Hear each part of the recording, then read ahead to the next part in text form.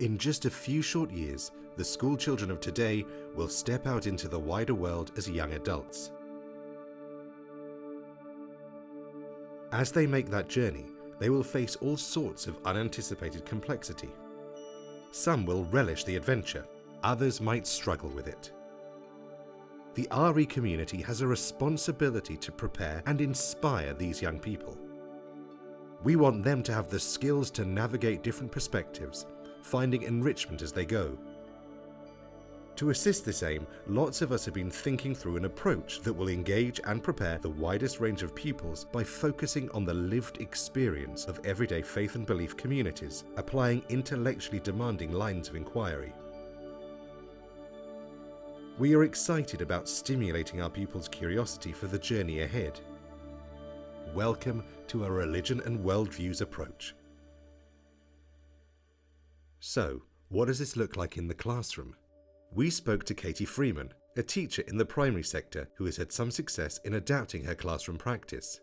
It's just been a real joy to move towards this approach of learning. They loved RE before, but love it even more. So I chose to focus on my pupils' learning experience, how to enhance their engagement and motivation. I encouraged them to quiz some visiting believers about their lived experiences and also explore differing interpretations of belief and practice in the real world. Before, maybe we were just teaching them about blocks of facts, so it was almost like having chunks of information that we needed children to learn by the end of a unit, whereas with this new approach it's more about finding out about people who live in their local, national and global communities. We've had a lot of reaction from children who actually see themselves in what we're teaching now. I think that it does leave them with a thirst for more. They feel challenged and that excites them. For Kate Christopher and Lynn Revell, a religion and worldviews approach is all about bringing a number of academic disciplines to bear upon specific cultural contexts. Here is Kate speaking about a recent project that they successfully trialled with secondary RE teachers.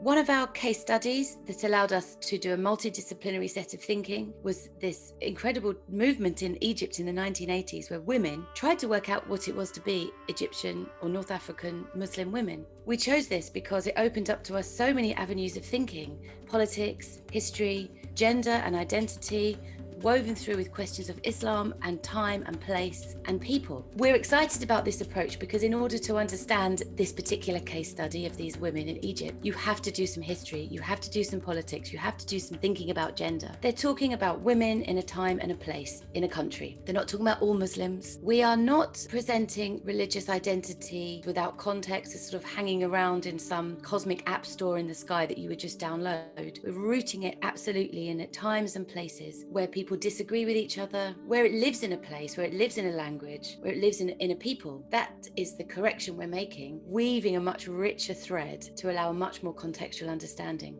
We've almost been taken aback at how teachers really were attracted to the fact that it was about real people. And actually in our conversation, it seemed to open up all sorts of avenues for the teachers about local mosques in their area and the people they would find there, the conversations they would have. It almost allowed them to really go specific and not to have to think in general or universal terms anymore, and to look at people in a time and a place. As an RE community, we are excited about stimulating people's curiosity, inspiring them to navigate different perspectives fluently, finding enrichment as they go. Welcome to a religion and worldviews approach.